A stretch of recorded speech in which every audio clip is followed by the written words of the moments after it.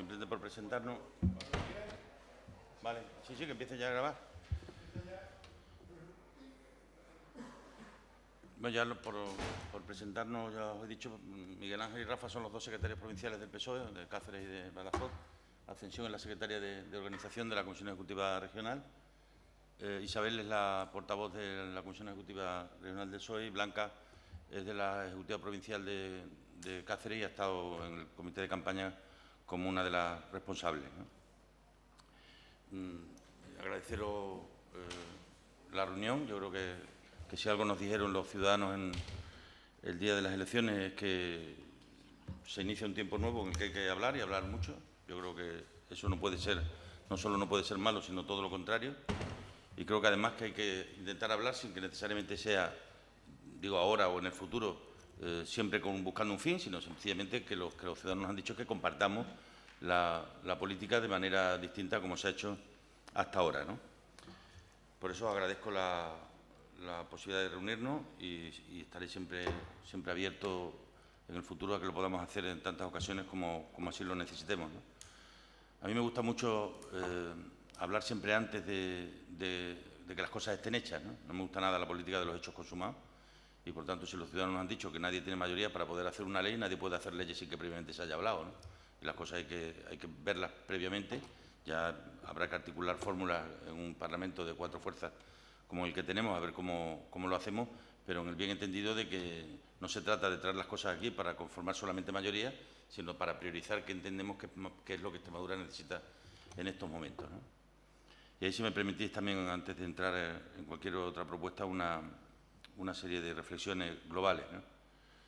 Hemos vuelto a saber hoy las listas del paro y se ratifican los problemas, ¿no? Tenemos básicamente 3 problemas. Uno es la alta tasa de paro, otro es la alta tasa de precariedad laboral de los que han encontrado un trabajo, es decir, la media de los 4.000 y pico que han encontrado empleo en los últimos meses, pues va a estar en el torno de los 10 días de trabajo y de los salarios de 230 euros. Es decir, hay un problema que es el paro, hay otro problema que es lo que no estando en el paro están como si lo estuvieran porque están en situación de exclusión social en el ámbito de la precariedad laboral. Y hay un tercero que a mí me va preocupando, se lo comentaba antes a los compañeros y a las compañeras, progresivamente cada día más. Y es cómo va aumentando y a qué velocidad el porcentaje de parados que no tienen ninguna prestación. Y ya estamos en el 46%, casi la mitad de los parados ya no tienen ninguna prestación. Y además la media nuestra va muy en línea con lo que es la media española. Y digo esto porque como médico que soy, siempre me ha gustado mucho valorar primero el diagnóstico para saber qué parte de la enfermedad es la que empezamos tratando. Y yo creo que esta es una parte importante. Es decir, la gente que se está quedando fuera de prestaciones tiene que ser necesariamente objeto de un trabajo muy específico en los próximos meses, ¿no?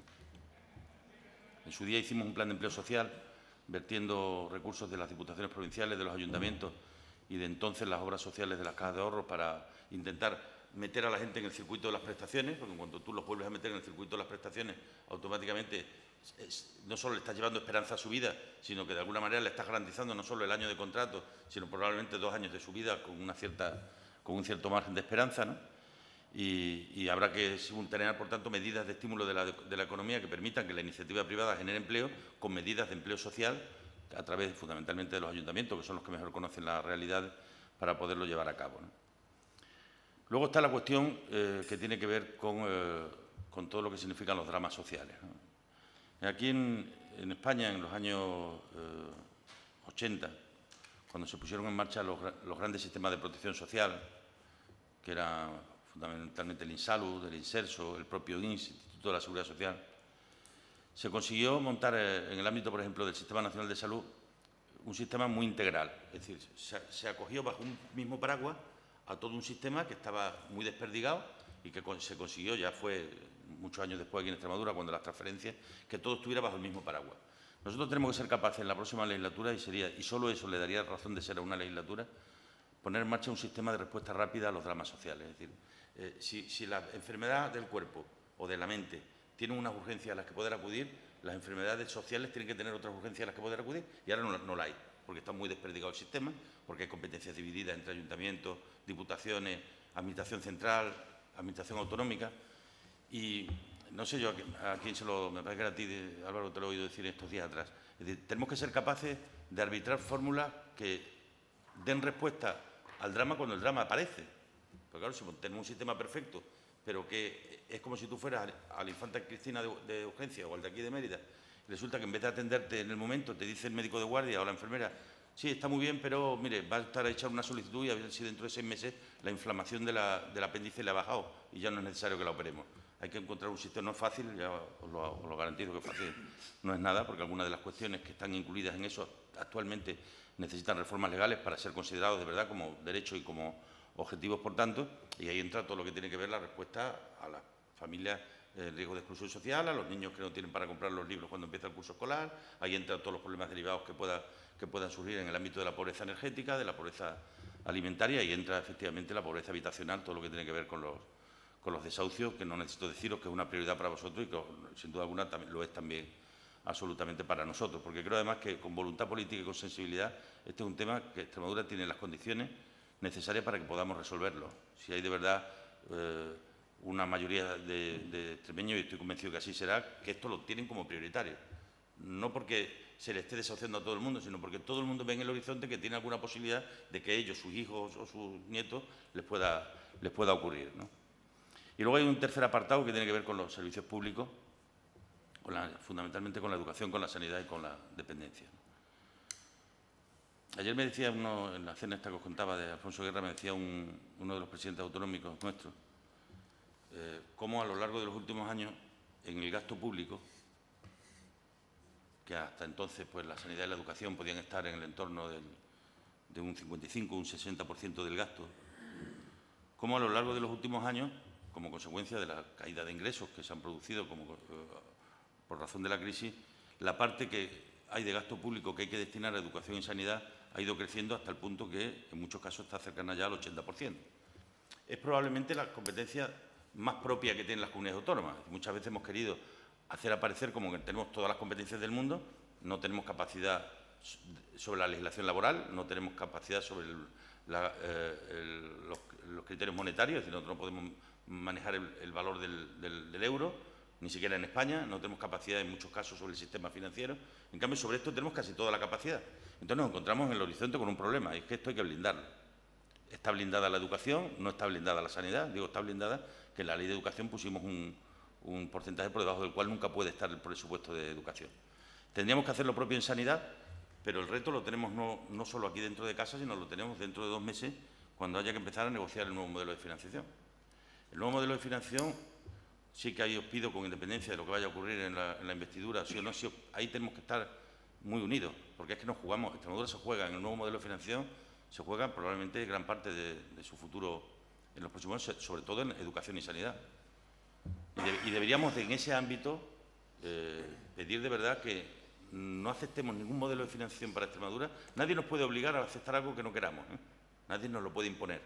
Pero deberemos tener claro que no vamos a aceptar ningún sistema de financiación que no nos permita mantener los niveles de educación y de sanidad que entendemos que esta región necesite. Y esos mensajes los tenemos que empezar a dar desde ya, porque desde Valencia se están mandando mensajes diferentes, desde otras comunidades que dicen que estamos sobrefinanciados, que existe una gran diferencia entre los que aporta y lo que recibe cada uno en relación con los demás, y nosotros tenemos que dejar muy claro, nosotros hablamos de personas, no solo de dinero, y hablando de personas tenemos que defender un modelo de financiación que permita que la educación y la sanidad estén blindadas.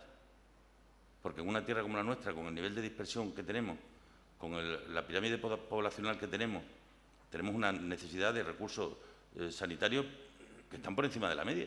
Es así. No vale igual concentrar todos tus recursos en una comunidad como Madrid o en comunidades autónomas donde la mitad de la población vive en sus capitales de provincia, que aquí, que apenas un 30% de la población vive en las ciudades de más de 20.000 habitantes y el resto viven dispersas a lo largo y ancho de toda la región, y los costes sanitarios de eso son evidentes, ¿no? Y en el ámbito educativo igual. Yo es que creo que a la educación le tenemos que dar un impulso de verdad, porque creo que es lo que nos puede hacer cambiar el destino de las cosas. Si somos capaces de tener la mejor educación posible, la escuela pública será algo apetecible para la gente y los poderes públicos a todos los niveles invertirán. Si esto no lo creemos bien y creemos que es simplemente un salir del paso, pues difícilmente así será, ¿no? Pero creo mucho en ese ámbito, ¿no?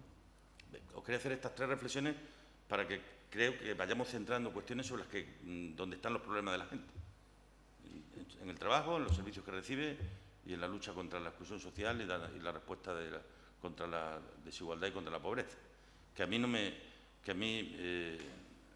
no solo no me importa nada utilizarla, sino que es que creo que la tenemos que incorporar al lenguaje en este Parlamento, porque la legislatura pasada costaba hablar de pobreza aquí, o no éramos muchos los que hablaban de pobreza. Cuesta hablarlo, pero esa es una realidad que existe. España ha pasado de ser un país de una gran clase media a ser un país dual de nuevo, donde hay acomodados y hay no acomodados. Si quieren que le llamamos así, si no le llamamos ricos y pobres, pero donde esa es la realidad con la que estamos conviviendo y sobre la que tenemos que hacer todo un esfuerzo para intentar dar la respuesta, ¿no? En la medida en la que logremos que blindemos determinados servicios públicos, creo que será una enorme tranquilidad para nosotros. Desde luego, para mí, que he estado tantos años en la sanidad, me produce mucha preocupación el ver algunas de las cuestiones, de las informaciones que me están llegando de Extremadura y de fuera de Extremadura, porque el Sistema Nacional de Salud al final es uno. Un gran deterioro de la sanidad en la Comunidad de Madrid a Extremadura le afecta, indiscutiblemente, porque hay determinadas patologías que aquí nunca vamos a tratar, no porque no queramos, sino porque no debemos, porque te tiene que tratar el mejor, y el mejor no puede ser el que opera uno todos los años, tiene que ser el que opera 100 de esa misma cosa, ¿no? Por lo tanto, el deterioro que está habiendo, no os oculto que me preocupa y, de luego, aquí tenemos que dar una respuesta grande. No he tocado aquí el tema, ni luego en la documentación que os vamos a dar de nuestras principales propuestas, el tema de las cuentas, hasta que no lleguemos y sepamos qué cuentas nos encontramos. No lo sé. Yo no sé cuál va a ser el nivel. Sabéis que había un nivel de déficit del 2,45 al finalizar el año pasado, que había una deuda reconocida de 3.100 millones de euros, pero no sé esa situación a 30 de junio cuál va a ser. Hemos pedido al Gobierno que nos haga llegar el informe de transición al que obliga la ley y que aprobaron la semana antes de las elecciones, pero estamos a la espera de que nos lo hagan llegar, que yo creo que lo deben de hacer llegar al conjunto de fuerzas políticas que hemos tenido representación parlamentaria.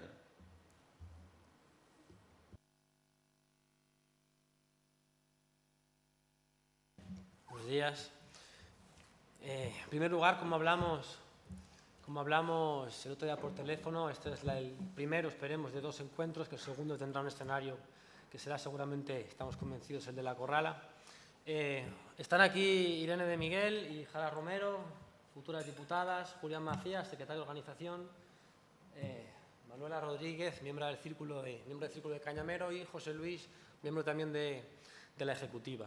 Teníamos preguntas que haceros, sobre todo más allá de que en el diagnóstico podamos coincidir en muchos aspectos en la situación dramática en la que nos encontramos, sí queremos saber realmente cómo se va a plantear cuestiones concretas para solucionarlas. Queremos saber cómo vais a abordar el tema de los altos cargos de libre designación y de los asesores. Según el presupuesto autonómico se lleva 13 millones de euros. El tema de los sueldos de diputados, así como el del presidente. No entendemos que ninguna persona, ninguna familia necesita 80.000 euros anuales para poder vivir con dignidad.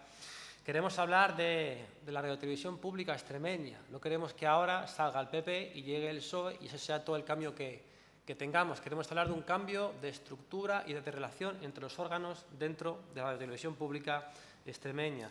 Pobreza energética, ¿estamos de acuerdo? ¿Hasta qué punto el PSOE tiene margen de maniobra toda vez que tiene expresidentes y exministros dentro de consejos de administración de grandes empresas energéticas?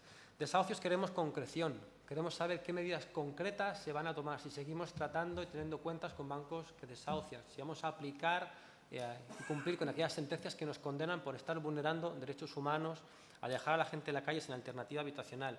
Y queremos también saber, entre otras cuestiones, qué va a pasar con esos más de 3.000 millones de euros de deuda financiera. ¿Cuál es el plan que llevan? Necesitamos nosotros y los extremeños y las extremeñas conocerlo de primera mano, así que sobre todo queremos escuchar.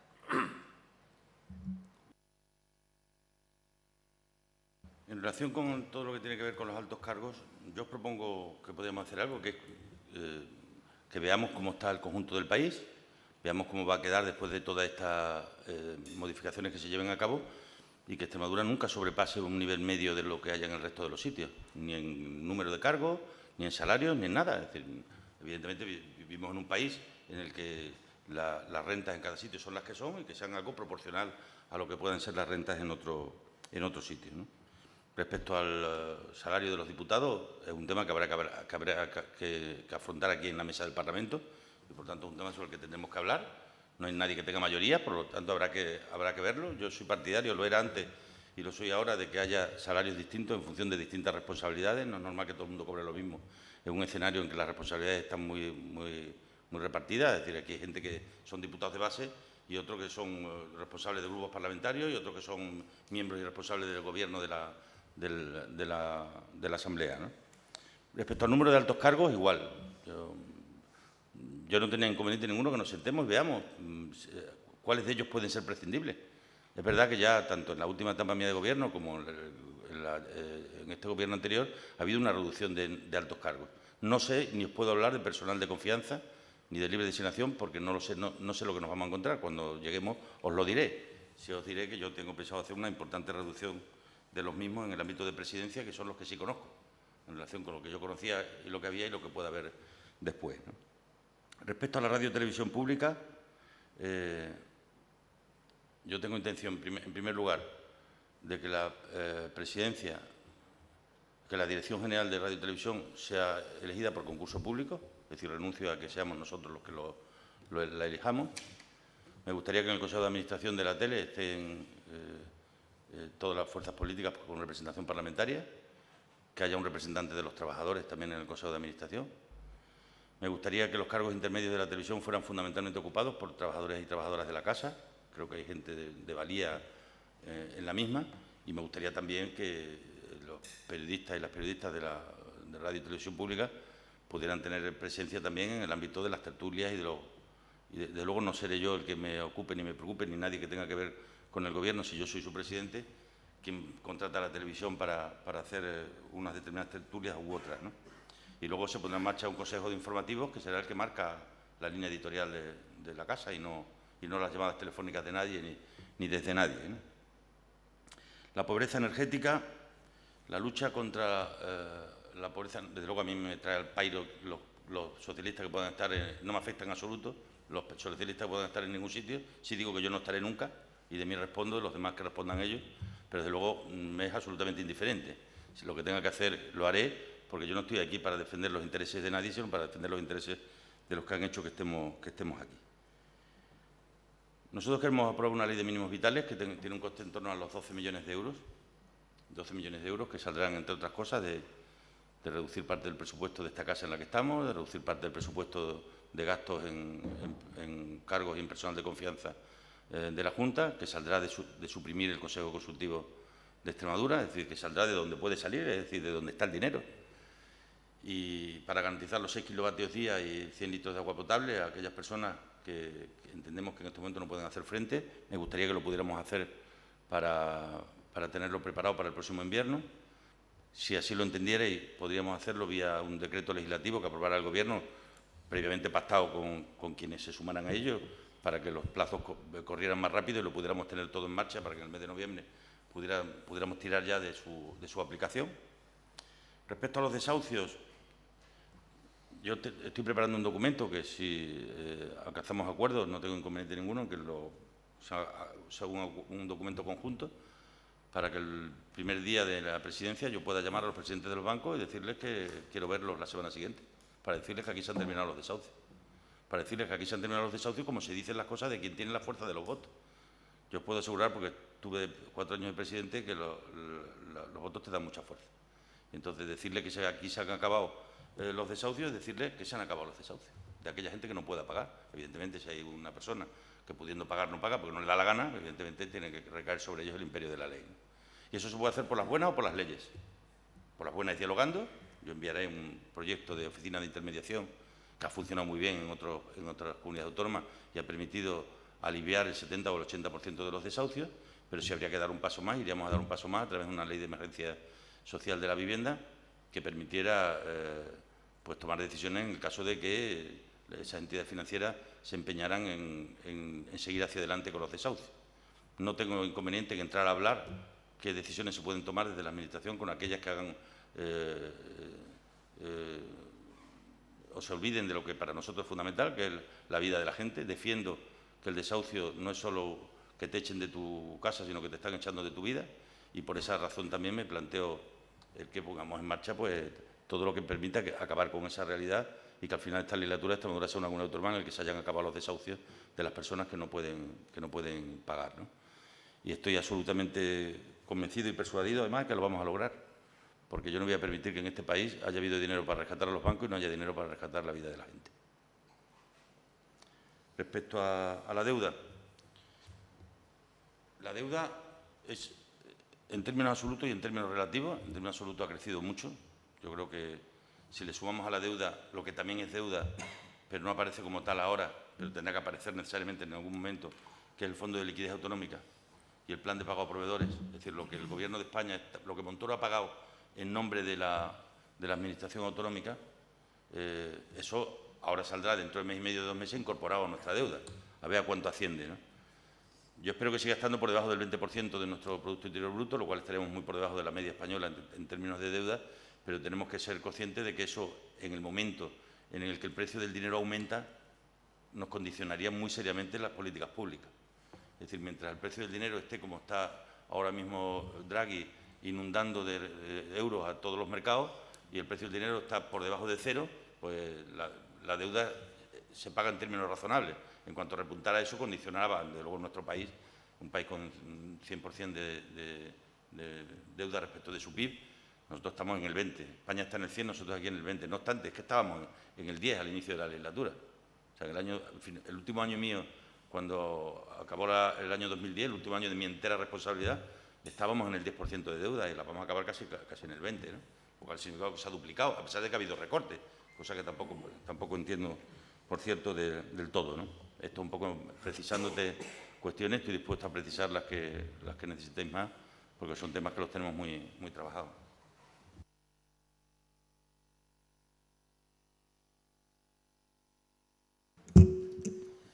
Buenas tardes. El problema realmente es la situación realmente que provoca que Podemos esté en la Asamblea de Extremadura es un problema de credibilidad, en el que nosotros lo que nos encontramos es una situación de ciudadanos normales, personas normales como yo hasta hace un par de días, que nos despertábamos a base de llamadas y nos acostábamos a base de llamadas de teléfonos de gente que necesita que le resuelvan la renta básica, porque no la cobran, porque llevan más de 1 año o 2 sin cobrarla, desahucios que se paran a base de escritos caso a caso y se consigue parchear la situación, pero que no se hace nada a nivel general, eso solamente se consigue con una ley autonómica. En la plataforma de afectados por la hipoteca, hace 3 años, nos encontramos con el caso de los desahucios en viviendas sociales de la Junta de Extremadura. Y fue cuando yo le envié un mensaje, un email a Guillermo y me puso en contacto con Maribel, que es la que se ocupaba de vivienda y urbanismo. Y a base de traerla a las asambleas de la PA y ponernos a trabajar en una propuesta conjunta, fue como conseguimos torcer el brazo de Izquierda Unida en ese no querer pactar nunca y conseguimos poner ese parche que se puso hace 3 años, luego se volvió a poner y se ha puesto otra vez hace poco tiempo en la Asamblea de Extremadura para instar a la Junta a la paralización de todos los desahucios y que nosotros ahora vemos insuficiente, en tanto que si nos pasamos por los colorines, por ejemplo, en Badajoz, por barrios castigados por la crisis que tienen muchas viviendas sociales, vemos que la gente vive con miedo. La gente vive con miedo a que la Junta vuelva, a que se reanude el expediente y los desahucien al día siguiente. Y no solo por ello, sino porque deben miles de euros de una deuda que no está auditada. Y realmente nosotros tenemos que dar un pensamiento ahí, que es: la gente vive encerrada en sus camas, en sus casas, no quieren salir a la calle, no quieren reincorporarse al mercado de trabajo porque se sienten totalmente constreñidos por una deuda que realmente, si se audita y se ve cuántas veces ha sido capaz de pagar esos meses y cuántas veces tenía 0 ingresos para poder pagar esos meses, sí que se le condonaría y se le rebajaría bastante, en tanto sus condiciones económicas eran 0 o imposibles realmente de afrontar un pago de una vivienda social, y nosotros tendríamos que entrar en medidas concretas al respecto. La credibilidad que comentaba antes, el problema de credibilidad que comentaba antes, tiene que ver sobre todo con la necesidad de que personas normales tengan que reunirse y agitar las instituciones hasta el punto de conseguir que este tipo de cosas se lleven a cabo finalmente. Como en la Asamblea de Extremadura el PSOE no conseguía torcer el brazo de Izquierda Unida hasta la paralización de los desahucios y cómo no se ha conseguido en otras medidas como la renta básica para poner un poco orden en ese batiburrillo que tenían montado a nivel institucional, en el que, por supuesto, hace falta gente en servicios sociales o incluso una transferencia de la renta básica de servicios sociales a empleo para que se pueda llevar a cabo como una prestación por desempleo más, porque realmente es el final de las prestaciones por desempleo, la renta básica. Con gente como yo vivo en Badajoz y veo que hay 11 trabajadoras sociales para 150.000 habitantes. Dentro de ellos, pues miles de familias que están en riesgo de exclusión social y que se encuentran beneficiarias de una renta básica que nunca llega o que llega como el Guadiana. Encuentran realmente una situación que les frena bastante. Y, por supuesto, la imposibilidad de poner en concepto de que se realiza el pago por renta básica, que solo figure Junta de Extremadura, la hace embargable cuando no lo es. Es inembargable por ley, muchas veces aparece y desaparece como el Guadiana, este mes sí me pagan, este mes no me pagan, etcétera, y el mes que le pagan, el atrasado y viene la Administración y le mete un embargo y le quita el 30% de lo que sobra, desde 650 hasta arriba. Por deudas de viviendas sociales. Realmente es una forma de autocobrarse que limita muchísimo y sume a las familias en una depresión, porque se encuentran con que no tienen forma de salir. No hay forma de salir, no hay forma de ver una segunda oportunidad, y nosotros comprendemos que las segundas oportunidades suponen implícitamente y obligatoriamente empezar de cero.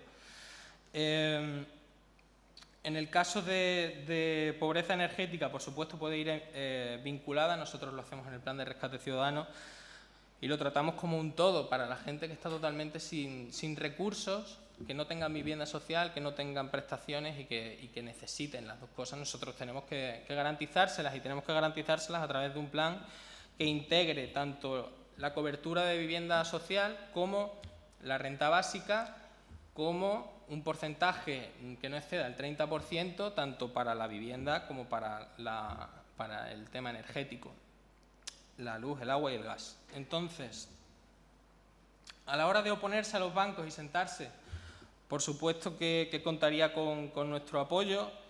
No sé hasta qué punto. Yo propongo algo más. Yo no tengo inconveniente que el que quiera de la Asamblea que venga conmigo a hablar con ellos, ¿eh? O sea, que vayamos juntos. O sea, que esto no es un tema... nos tienen que ver sobre esto, que esto no es un tema de un tío, de un presidente solo, que esto es un tema de la sociedad en su conjunto, ¿no? Nosotros hemos adquirido, por desgracia, muchísima experiencia negociando con bancos en estos 3 años. Es algo que odiamos hacer, pero tenemos que hacerlo. Y a base de entrar en los bancos ya saben quiénes somos, ya saben cómo somos, ya saben qué precedentes les vamos a invocar para llegar a qué medidas, para qué casos y situaciones. Y realmente nosotros tenemos bastante avanzado en eso y bastante legitimidad ganada a pulso a base de negociación tras negociación, como hormiguitas realmente, parche a parche. Nosotros queremos algo más que lo que Maribel nos remitió hace poco tiempo y que había sido vetado por el PP a vuestra propuesta en la Asamblea, porque realmente no llega a cubrir todo el espectro de casos y problemas que nosotros nos encontramos muchas veces de gente que está en la condición de más extrema pobreza en las ciudades y en los pueblos de Extremadura. Para ese tipo de cosas va a encontrar, por supuesto, nuestro apoyo y nuestro trabajo conjunto, porque nosotros lo que queremos realmente es darles la oportunidad. Venimos de una situación en la que todavía resuenan las palabras del último debate sobre el estado de la región, en el que usted fue presidente, en el que se enorgullecía de haber llevado las políticas conjuntas y consensuadas con el Partido Popular cuando no era necesario, cuando usted tenía mayoría absoluta.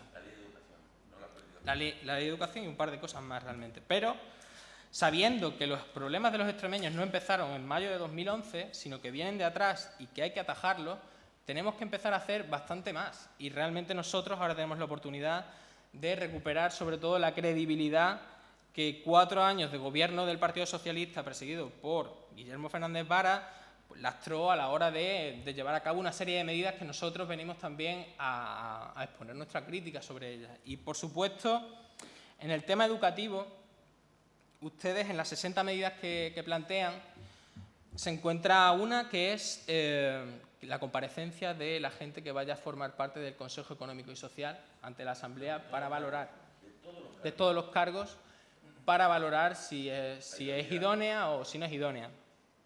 el Consejo Económico y Social necesita una apertura aún más porque ahora mismo está sobre representado por el mundo empresarial, que incide demasiado en las políticas ahora con la ley de educación, en qué va a hacer la universidad con sus universitarios y para qué los está preparando realmente. Ahora nos estamos encontrando con una universidad que responde a la demanda del mercado. Estoy de acuerdo. Necesita además ser paritario. Y necesitamos tanto paridad como una apertura que incluya más factores sociales y que disminuya un poco la presencia del mundo empresarial, que bastante implica a la toma de decisiones, al Consejo Económico y Social, que tiene demasiadas veces la última palabra en las decisiones. Ahora es cuando tenemos que trabajar en ello y, por supuesto, si nosotros partíamos de un escenario de poca credibilidad por los hechos consumados, a partir de ahora, sobre unos hechos que demuestren que ustedes están por la gente y vamos a trabajar en ello, por supuesto nosotros no tenemos ningún problema en trabajarlo juntos.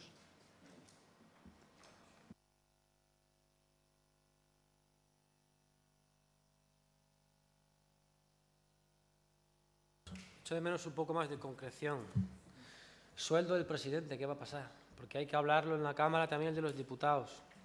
Hay que hablar con las entidades financieras, hay que hablar... que falta un poco más de concreción, quizás, sobre todo en lo que sí que tenemos margen de maniobra, como puede ser... Álvaro, ya te he dicho que yo no voy a ser de los que más gane, ni tampoco de los que menos. O sea, creo que la dignidad de los cargos públicos tiene que ser. Decidimos entre todos que así sea, lo vemos, lo estudiamos y lo analizamos. Yo no estoy aquí para ganar dinero, ¿verdad? Probablemente de médico ganaría más dinero que de presidente, pero realmente no es para mí eso un problema, no va a ser ese un problema, te lo puedo asegurar. Y creo además, y lo he dicho antes, que bien haríamos aquí en el Parlamento de establecer distintos salarios en función de distintas responsabilidades y de distintas tareas, porque hay muchas tareas en el Parlamento. Hay gente que puede estar de diputado a pie, pero que puede tener responsabilidades de comisiones que le exigen mayores niveles de trabajo, y todo eso regular, no todo es blanco ni es negro, y hay toda una gama de matices enormes sobre los que hablar. Auditoría de la deuda. Yo no tengo ningún problema con la auditoría de la deuda. Pero vamos a ver, que aquí en el Parlamento podemos hacer en la Comisión de Presupuestos lo que queramos. Un último apunte. Hay sucesos que nos preocupan muchísimo. Y hace poco, el domingo pasado de las elecciones, al menos en Piornal, hubo unos hechos que fueron lamentables y que están denunciados a la Guardia Civil.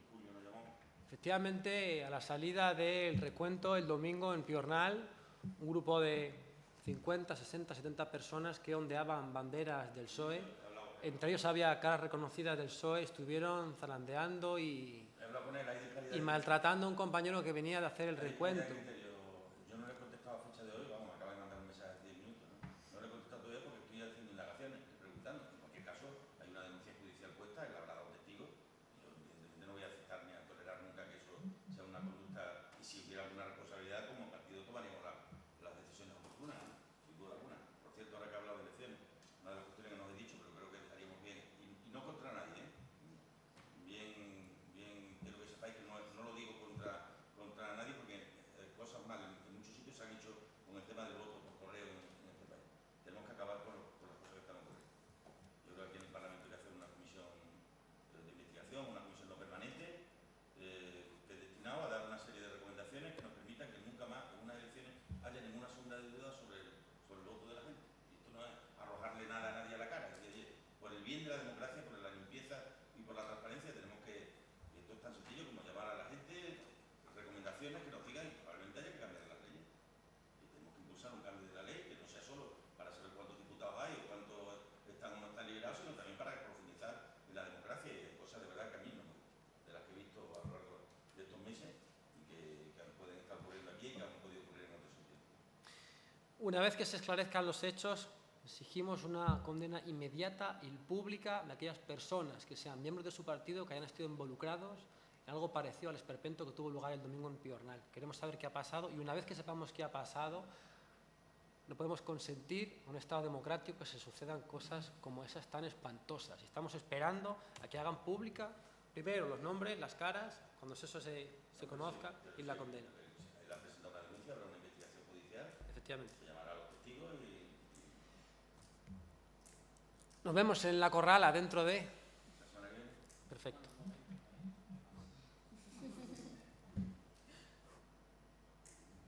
José Luis. Por un lado, queríamos también hablar del tema de... Bueno, tiene dos criterios. Por un lado está el de distribuir lo mejor posible los recursos que tenemos en Extremadura, y por otro lado, en las instituciones extremeñas, y por otro lado, ejemplaridad y un cambio en la concepción política. Tenemos a expresidentes y a excargos públicos cobrando dietas y con gente como... Bueno, hay una oficina de expresidentes con un director de la oficina que cobra 55.000 euros al año, con un técnico asesor que cobra 37.000, con un conductor, con otro conductor, con un administrativo. Yo creo que todo eso hay que suprimirlo, sobre todo porque tenemos que predicar con el ejemplo.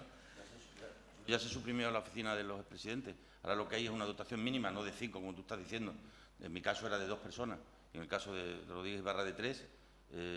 Y a cambio de eso se le pide colaboración y se le pide representación en muchos casos, ¿no? La oficina del expresidente no hay ningún tipo de retribución por parte del que ha sido expresidente para nada, y las oficinas se cerraron, no existe oficina del expresidente. La ley se derogó. Es que tenemos que repensar sobre todo el tema de quien ha ostentado un cargo público y que ya no está realizando un servicio público. Si se le solicita para actos expresos, se le puede retribuir expresamente, pero una retribución... No, él no tiene ninguna retribución. De momento los datos que teníamos... La retribución es cero, cero, cero, no tiene ninguna retribución. Luego, por otro lado, hemos presentado un escrito tanto a la Diputación Permanente como a la Consejería de Educación para que pongan solución a esta situación. Los comedores escolares. Encontramos ahora con los comedores escolares, que no se puede dar cada 4 años, si cada 4 años van a ser las elecciones en mayo, porque entonces nos vemos en esta toda la vida. Y tenemos que hacer algo con respecto a esto, algo que a día de hoy sería un parche para este caso, pero una ley para evitar que esto ocurra en sucesivos periodos electorales. Yo así se lo trasladé ayer, a mí me llamó Manolo Cañada para contármelos, y lo que le trasladé al Gobierno fue que si jurídicamente no hay ningún impedimento, que pregunten a los servicios jurídicos, y si jurídicamente no hay ningún impedimento, resuélvase este problema, igual que se están resolviendo otras cuestiones en este proceso de transición, ¿no?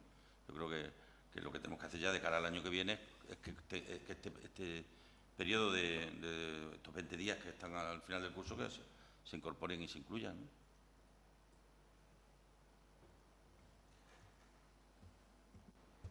Yo creo que, sinceramente, nosotros venimos aquí a tenderos la mano para esa credibilidad que el pueblo extremeño necesita.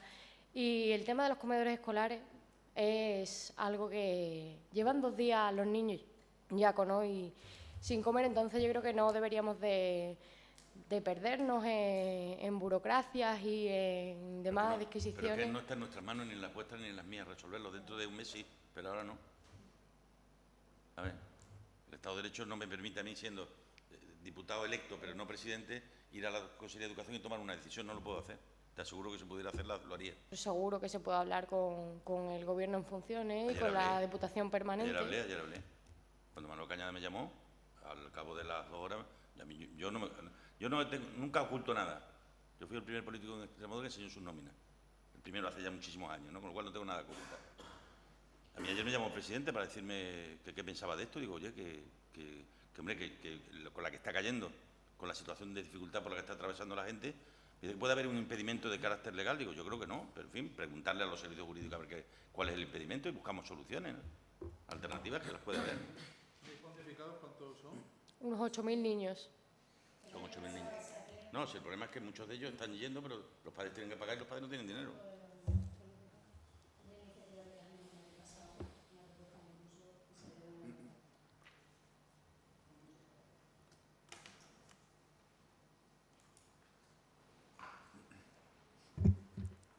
Sí, bueno, una cosa que ha quedado un poco, digamos que no ha salido todavía del tema, viene un poco en relación al encuentro que tuvimos con los círculos este fin de semana, y aparte de los temas que han salido, bueno, un poco estaba en el aire esa desconfianza digamos, a posibles acuerdos con el Partido Socialista aquí en Extremadura, porque realmente no sois nuevos, digamos que tenéis una trayectoria. Y somos nuevos, pero no somos nuevos, pero perdimos y aprendimos mucho, te lo puedo asegurar. Claro, uno de los temas, aparte de los que han salido, que se estuvo hablando con las bases y que le preocupa mucho, es decir, no las bases, sino la ciudadanía extremeña, es el tema de la transparencia. Es uno de los conceptos o de los términos del cual se le llena la boca a todos los partidos, ¿no? Sobre todo últimamente. Pero realmente, y bueno, vosotros lo habéis vivido ahora en propia carne, acusaciones, por ejemplo, con el tema de la fundación, ¿no? Jóvenes y Deportes. Realmente sí queda un poco hipócrita por parte del Partido Popular que se hagan esas acusaciones cuando, si se ve, por ejemplo, cómo está funcionando la Fundación Jóvenes y Deportes, te metes en el agua, es una caja negra de opacidad totalmente. Pero, evidentemente, anteriormente se estaba haciendo lo mismo. Y no estamos hablando ya de todas las administraciones, que realmente no existe esa transparencia, sino que realmente se han creado órganos destinados justamente a que haya una opacidad. Es decir, que la administración tenga brazos en el cual tenga esa libertad o digamos, no tenga esa rigidez normativa para poder hacer un uso partidista de recursos de la administración. Y bueno, estamos hablando de GPEX, de empresas públicas que realmente todo el mundo sabe que a la gente que entra, pues normalmente viene con recomendaciones o ya se sabe quién se va a contratar. Pero estamos hablando de fundaciones y de otros órganos. Es decir, simplemente hablamos de denuncias que se han hecho en el pasado al PSOE, pero en esta legislatura también se ha visto cómo se hacen unas contrataciones partidistas de concejales o de otros, pero sin ningún tipo de fiscalización por la ciudadanía. Creo que deberíamos de realmente dar el paso de las palabras a los hechos, una transparencia real que ni ha existido en las épocas anteriores vuestras, ni ha existido ahora, y creo que realmente hay que hacer el paso de las palabras a los hechos. Y tanto en las administraciones como en los órganos que se han creado para que haya una opacidad de los recursos de la administración. No solo tiene razón, sino que yo creo que ese tiene que ser uno de los objetivos fundamentales de esta legislatura. Yo voy a dejar un papel, Álvaro, con una serie de cosas que creemos nosotros que podrían ser puntos de encuentro, ¿no? Pero en el tema de la transparencia, el problema de la administración pública es que hemos hecho una ley de transparencia, pero que realmente luego no sirve para lo que realmente querríamos. Aquí la única posibilidad es que todo lo que sea público sea publicado con carácter inmediato. Es decir, hay que ir a un modelo, a un método de gobierno abierto que haga que cualquier trabajador, cualquier alto cargo, cualquier persona que sepa que eso que está firmando mañana va a estar y va a ser conocido. Eso es posible, ¿eh? El País Vasco tiene el mejor modelo de gobierno abierto que hizo Pachi cuando era lehendakari de España, ¿no? Y es posible hacerlo, además en formatos reutilizables, no en formatos PDF que luego no hay quien trabaje con ellos, sino en formatos que pueden ser realmente reutilizables. Pero tenemos el reparto de la publicidad institucional, Álvaro, que es lo que se ha utilizado en muchas ocasiones siempre para decir estos medios sí, estos medios no. Yo, si soy presidente, renuncio a repartir la publicidad institucional. O sea, que lo hago una comisión de expertos que ligamos aquí en el Parlamento, con gente de reconocido prestigio que sepamos que lo va a hacer con carácter objetivo. Y si damos ese paso, no podéis imaginar el paso que estamos dando en favor de la libertad de prensa y de información en esta región. Lo del CESMA que ya hemos hablado. Dar publicidad de todos los contratos, pero en 48 horas. Es decir, en el tiempo de Internet, ¿qué dificultad hay para que cualquier contrato que se firme en la Administración, sea menor, mayor, con publicidad, con negociado o sin negociar, se mande aquí, al Parlamento? Que lo tengamos los grupos con carácter inmediato. Oye, yo quiero saber los contratos que se han adjudicado en la Consejería de Sanidad ayer. Y tengo que tener acceso a eso. Desde el punto de vista de la tecnología, ¿cómo va a ser posible que hayamos sido capaces de, con una tarjeta, ir a la farmacia y que te salgan allí los medicamentos que te ha mandado el médico 3 días antes en tu centro de salud y ya no podamos saber los contratos que hay en la Administración? El tema de la publicidad de todos los informes de los asesores jurídicos y los informes de los interventores. O sea, yo me comprometo a que antes del final de año hagamos públicos todos los informes, todos son todos, ¿eh? Cualquier informe que haya hecho cualquier abogado en cualquier departamento de la Junta tiene que ser público. Y lo de los interventores también. La publicación de todas las comisiones de servicios. O sea, ya sabemos que las comisiones de servicios son discrecionales, pero hay que decir por qué se las ha dado a esa persona y a quién se las ha dado. Y que sea conocido y público. El calendario de oposiciones. Tan complicado es decir, oye, va a haber oposiciones en los próximos 5 años en esta fecha. Y poner la Administración a trabajar para que sea así, porque aquí no puede haber cuerpos de opositores. Las academias están medio locas porque no saben, y esto afecta a miles y miles y miles de personas que están pendientes de presentarse unas oposiciones y que no saben cuándo van a ser, si van a ser del año que viene o del 2018. Yo creo que este tipo de cosas van a servir para ganar mucho en transparencia y otras que se nos puedan ocurrir. Yo no... Yo no soy de los que le echó las culpas a nadie cuando perdimos las elecciones en el 2011. Las perdimos porque hicimos cosas mal. Y yo hay cosas que pudieron hacer algunos de las que hasta me avergüenza. Pero, chicos, yo creo que después de 4 años tenemos la oportunidad de, conociendo también la Administración por dentro, de cambiar muchas cosas que seguramente si no la conociéramos también no sería tan sencillo, ¿no? Y yo celebro que esto que está ocurriendo hoy aquí ocurra. Hace 8 años, cuando yo salí elegido presidente, pues estas cosas no existían. Pues como tenía 38 diputados y no se llevaba aquello, éramos 2 fuerzas políticas, pues estábamos esperando que llegara el día de investidura y formar gobierno. Y ahora estamos pendientes de la política. Y estamos más pendientes de la vida de la gente que de nosotros. No estoy pendiente de quiénes van a ser los consejeros, lo que estoy pendiente es que seamos capaces de verdad de arbitrar fórmulas para que cuanto antes, cuando lleguemos, si puede ser un mes mejor que 3, resolvamos problemas urgentes que no pueden esperar. Que la gente no puede esperar, porque lo está pasando muy mal. Una buena forma de empezar a demostrar que estáis con la gente y no con los bancos es revisar todos los contratos con los bancos que desahucian por parte de la Junta de Extremadura y, por supuesto, no contratar nada con un banco que desahucia. No solo eso, sino además... Ya me gustaría además que tuviéramos muchos problemas de colocación de tesorería. Me temo que no. Iniciar investigaciones porque hay bancos que no cumplen el Real Decreto 6/2012 nunca, se tiran años, como Caja Extremadura, que para resolver un Real Decreto 6/2012 se tiran... Yo llevo casos de más de 2 años. Y luego, Caja Rural, que ahí sí que tenemos más ámbito de acción. Creo que deberíamos de ponernos a investigar qué está pasando ahí dentro y por qué esas dilaciones indebidas y por qué tanta demora y por qué tanta opacidad. Yo no quiero sembrar sombras de duda sobre nadie. Lo que primero que quiero hacer es tener claro lo que queremos hacer, ir y contárselo a los bancos. Mira, estas son las reglas del juego. Y con estas reglas del juego con las que vamos a jugar.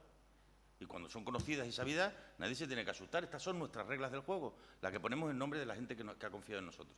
Y pues, con estas reglas del juego son con las que vamos a jugar a partir de ahora y que cada uno sepa a qué atenerse, ¿no? ¿Alguna cosita más? ¿Día de la semana que viene?